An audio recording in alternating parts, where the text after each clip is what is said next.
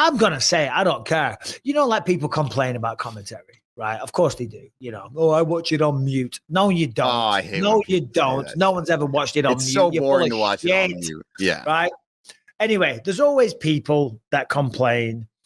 And when Lerone Murphy fought Josh Emmett, there was like 5 or 6 people that said, oh, Bisping's the worst commentator of all time. Anytime I commentate an English guy against an American, all of a sudden I'm super biased. And I feel I actually go the other way because I'm aware of that criticism and I want to make sure I'm very even. But then some journalists, for bloody elbow, wrote an article using that as the headline. Bisping is the worst commentator because 3 dickheads on Twitter said it. Wow. Jordan Ellis, go fuck yourself. You gotta go. It's slow news week, is it, buddy? And I know that guy. He's English, and I've had a conversation with him on multiple occasions. I can't wait to have the next one. Oh man, can't wait to have the next one. It's like, what are you doing? You're quoting randoms on Twitter. The clickbait stuff that people will put out there today. It's it's a sad environment that they know. And any interview you do too, you think you're having this nice, cordial interview with somebody and you say one thing and then your words, it could be part of a whole huge paragraph of what you've just said. But the one tiny little shocking part that when it stands alone seems really controversial or really heated, they'll put that as the headline. Michael Bisping or Paul Felder thinks X, Y, and Z, when really, if you actually read the article, watch the video or the interview, it has nothing to do with how that sounded and that when it stands alone. I know. I guess I could do a better job, but of trying to not give them that. But that's who I am.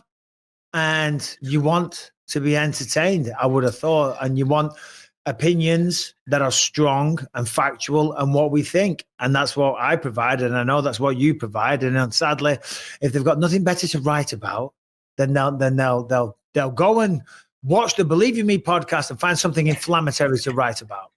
And as far as like the people that love to write hate on Twitter, I forget who I was talking to somebody about, but they're saying, you know, that you really have to just not, and we've talked about this a million times, not letting it bother you, because really, if you're doing a fantastic, I think it was one of our producers I was talking to about it. If you do a really awesome job, what are the chances somebody's going to say when you're doing your job and it's going smoothly and they're loving the production, they're not going to write, wow, what a really fantastic like people want to write hate. People want to write venom on social media.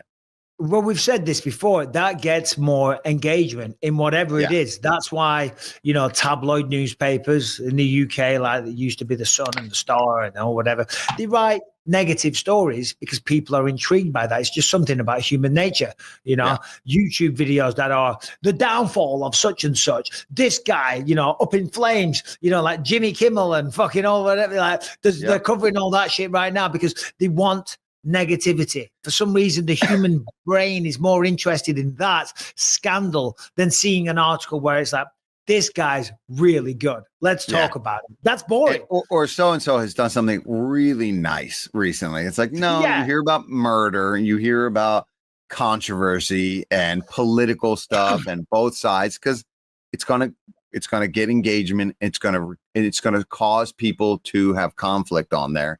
And that just brings more engagement. The left's going to say this. The rights are going to say this.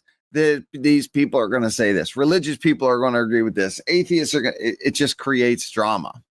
But the interesting thing is that, okay, if you're trying to sell a publication, if you're doing content online, whatever, and you want to get views, okay, I kind of get that. But if you're just an average Tom, Dick, or Harry, and you're on Twitter, and you just spouting nastiness for the sake of it, what is going on in that person's mind? Because there is so much shit out there. There's so much hatred. It's like, it's wild. It's crazy. It's like, bro, you need to calm down and step away from the keyboard, buddy.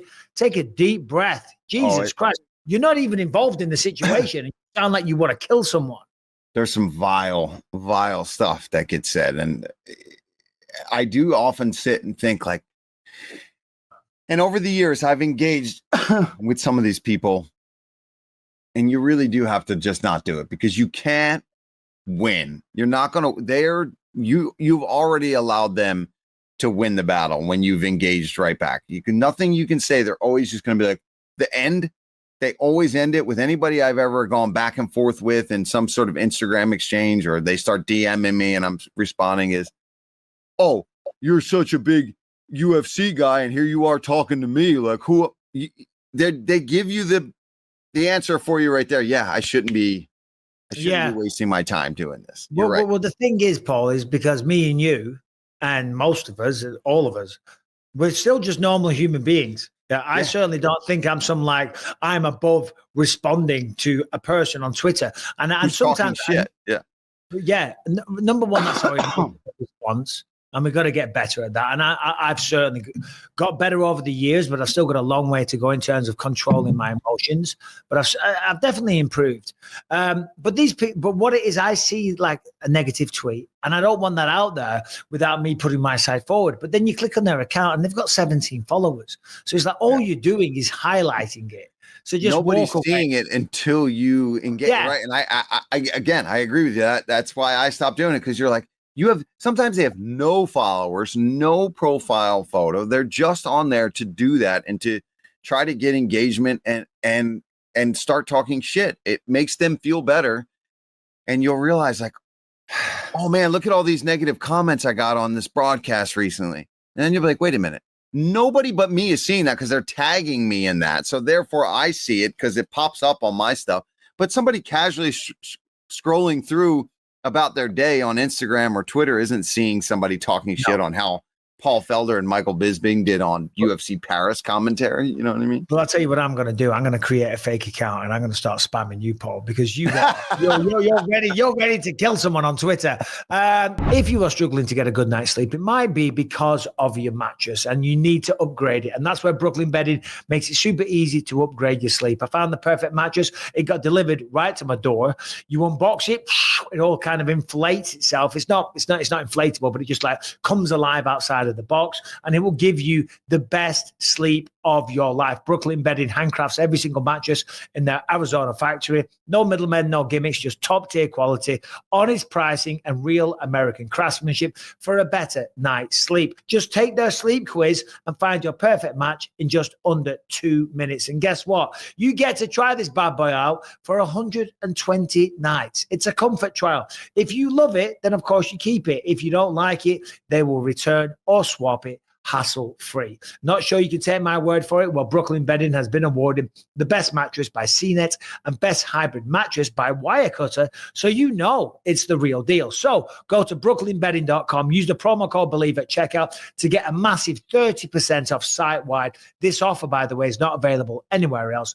That is brooklynbedding.com. These mattresses are phenomenal. The promo code is BELIEVE for a huge 30% off site-wide.